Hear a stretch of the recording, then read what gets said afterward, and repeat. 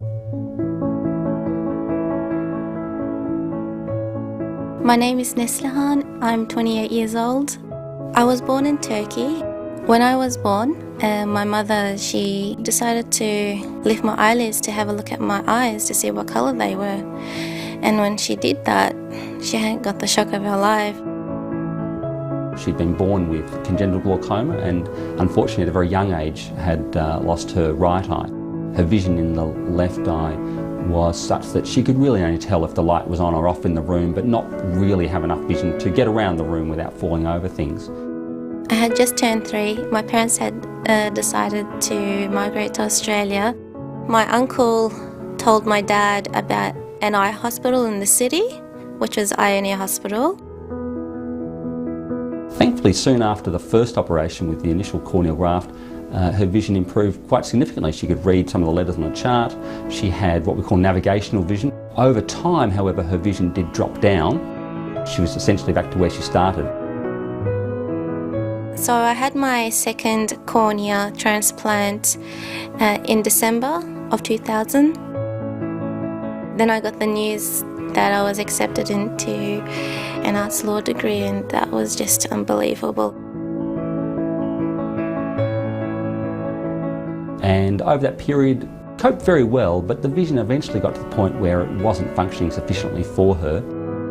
The chances of a third cornea transplant failing was much greater than what it was in the first 2 transplants. I had a lot of ambition to get into the legal field. As my vision deteriorated, those dreams and hopes slowly began to slip away. But then nothing else was working, I guess, so I finally made the decision to go ahead with it. I kept wondering, when they remove the patch, am I going to see anything? Would it just be dark or just nothing? The excitement in my chest was just heightening bit by bit. And then I opened my eyes, and after a few blinks, I realised what I was looking at. And I was just like, yes, I've got some sight. That was the first time I was able to clearly see my parents' face.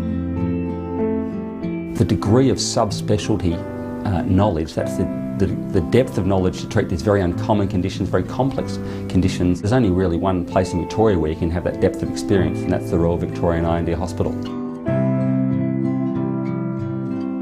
We don't want this to work for a couple of months, we want this to work for years, and we don't really know that for years to come. The issue is, how does it impact on Neslihan's living? If she says, I can see better and do more, I'm more independent, my life's better, that's the outcome we're really after. It is more clear to me what I want to do in life. I have a keen interest in social justice, the importance of independence and the freedom that it gives someone. I want other people to feel that as well. She's somebody who's going to make maximal use of it. I feel like the world has opened its arms again to me.